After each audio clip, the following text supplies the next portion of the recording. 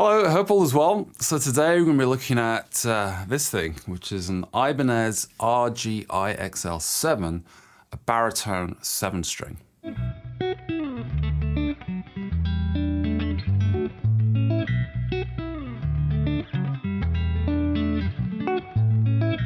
So I'll do some close-ups first with the B cam. I'll try and get the light to hit it right. As it's all black, which is really nice, I think, you know, everything is blacked out. It's hard to pick up on the camera sometimes, so you got to really hit it with the light. And well, the specs are very straightforward, to be fair. I mean, it's a 27-inch baritone scale 7-string.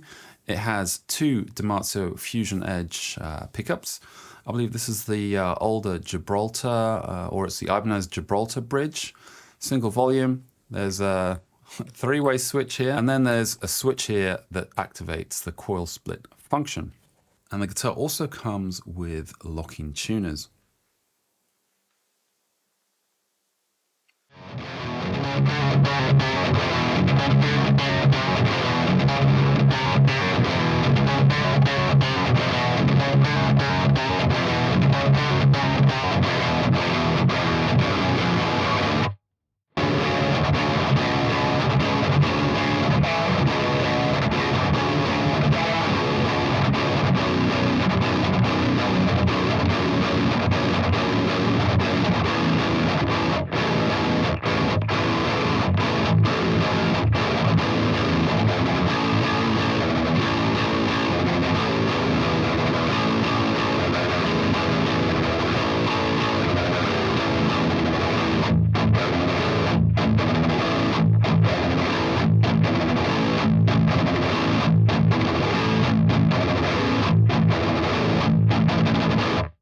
So I'm not averse to low-tuned guitars. I've got a Gretsch baritone that's currently tuned in drop F. And with my band Droga, we play in drop B. And my main guitar for that band is the Ibanez RGD, which is a 26.5-inch scale length. So switching up to something like this, which is 27 inches, it wasn't like a huge difference in terms of like feel. And the big thing, of course, is this extra string, which widens the neck.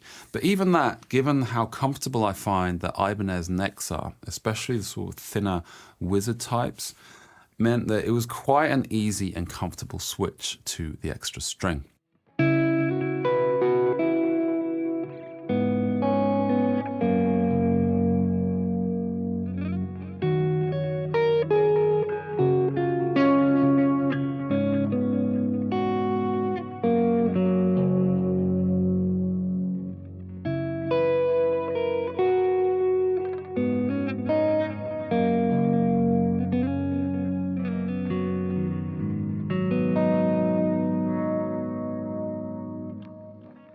Now, the reason why I got something like this was to have something else to extend perhaps some of the things that we're doing with Droga that's in drop B on a 6-string, and have an extra string to sort of mess around with per se.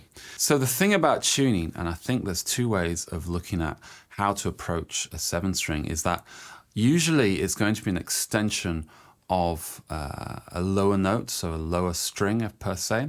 But you could also go the other direction and have, you know, say the lower strings here and have an extra higher note, which I believe some bands and some artists do. But in my case, what I decided to do was to tune the 6 strings here, so all of these, to drop B, and then add an additional low F sharp. This means that I can easily play all the Droga stuff on the 6 strings that are above, and then on some parts I can add in through the low F sharp additional notes. And now the thing with the low F sharp, and it's the one that seemed to make the most sense for me, is that now I have 2 F sharp strings that are an octave apart.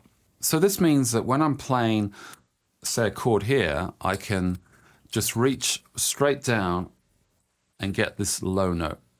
The only difficulty here is that now to get a power chord from like that 2nd string, which is a B string in my case, I kind of have to play it like a usual power chord. But that's something that you kind of get used to relatively quickly. And as an example of this, I'll play a short part from our song on hold where there's a tremolo pick part, and I'll play it first as we always do in drop B, and then the second time I'll play it again, but this time using the low F sharp string.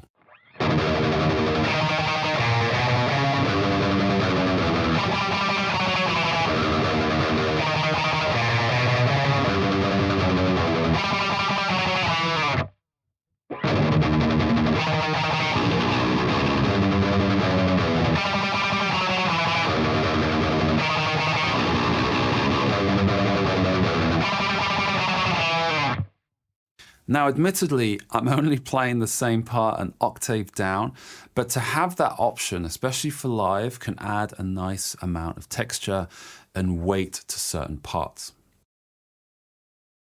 So when I was looking at string gauges for this, I tried to find something that would work well with the lowest F sharp string in there. And what I ended up doing was using the same gauge strings that I use on my RGD, which I felt worked really well for drop B. And it's a custom pyramid set that goes 10 to 58. And then for the low F sharp, I thought I'd try and experiment to see what would work best. And the other thing to bear in mind is also what kind of string, or what's the thickest string that a guitar like this can actually take. Because I didn't really feel like either, well, you can do certain things to add thicker strings by unwinding the string, which is really quite handy and useful if you want to go really thick. But either way, the string still has to fit through the bridge, and you still have to either make modifications to the nut depending on the thickness of the string that you're going for. So good news, I managed to put an 80 gauge string through here that also fit through the tuning peg post. So no modifications were needed there. However, it didn't really sit too well on the nut itself. And I went for a compromise in that I'm using a 74 gauge for the low F sharp. I feel that it could use maybe a tiny bit more tension, but it's actually all right compared to the other strings. So the actual amount of tension seems to work quite well with the other set.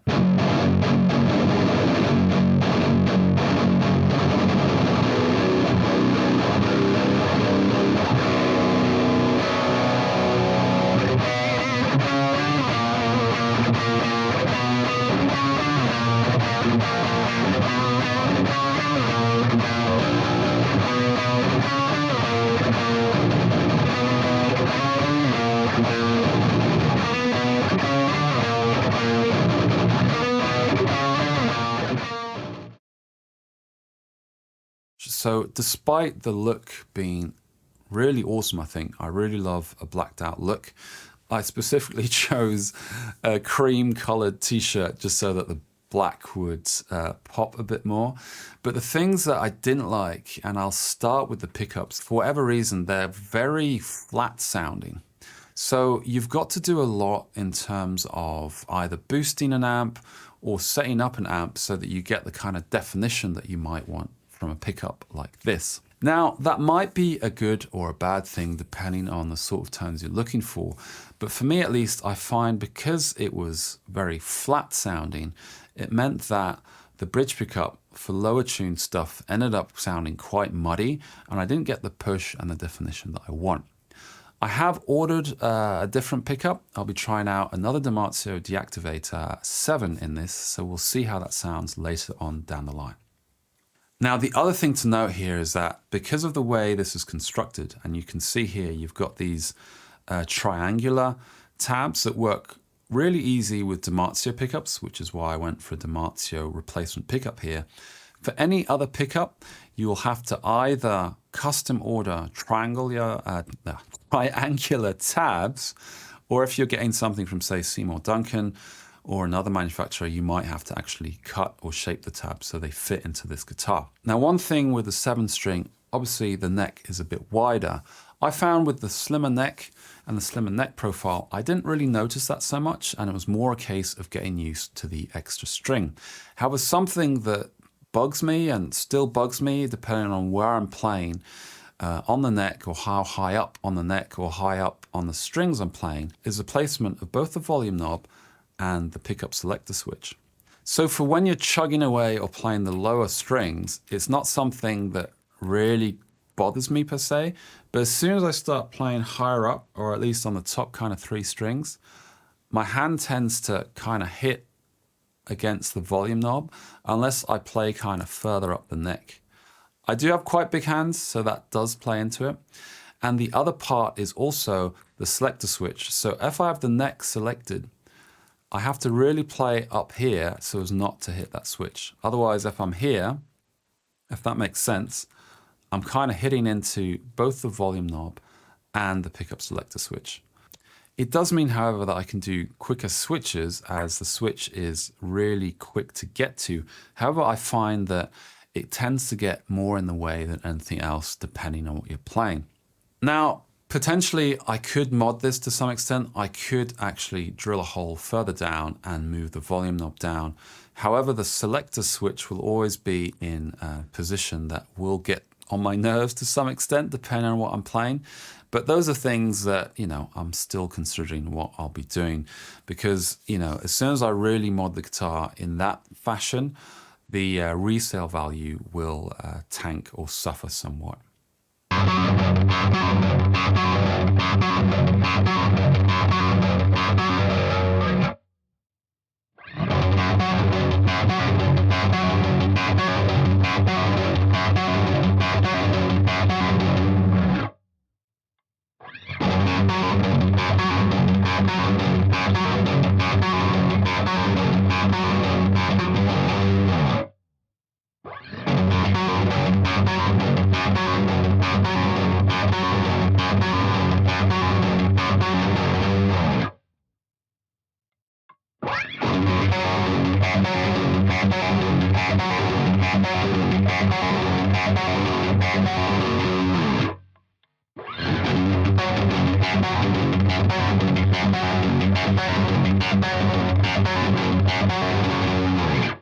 Now this guitar retails new around the 940 euros mark. I found this one used around the 770 euros, and despite being used, it hardly been played really. I mean, there's some small maybe blemishes or marks, but you can't even see them. And the guitar itself, it feels really nice to play, especially if you're used to Ibanez style necks as I am. So the upcoming mods on this, I will see about the placement of the volume knob, and to some extent also the selector switch, because yeah, I could actually change that as well. But the first thing I'll do will be to switch out the bridge pickup, and we'll look at that in a future video. Now this is my first proper 7-string that I've owned. I've borrowed one in the past, but didn't really or couldn't really get on with it, at least at that time, with the extra string, and I wasn't really playing metal at the time. Not to say that 7 strings are only for metal, but obviously in my case, given the band that I play in and the sort of music that I'll be playing with this guitar, and how it looks to some extent, it is very metal orientated. In any case, I've really enjoyed this guitar so far. I've been playing it fairly often, and what I've found is that when switching from the 7-string to 6 strings is that suddenly all those necks feel like toys almost, or considerably smaller. And some of the things I got used to playing with the 7-string meant that sometimes I was going for certain holds or certain grips or whatever that, the string wasn't there. So, you had to make that mental note almost and make that change when you're switching guitars. So I hope that was a decent overview of the guitar itself. I'll be making a follow-up to this further down the line when I switch out the pickups, and you'll be seeing this in various other videos that I'll be doing in the future. And if you'd like to hear a bit more of this guitar in action, I'll link to a video I made using the Mixwave Spirit Box mic stringer plugin that I'll link over here.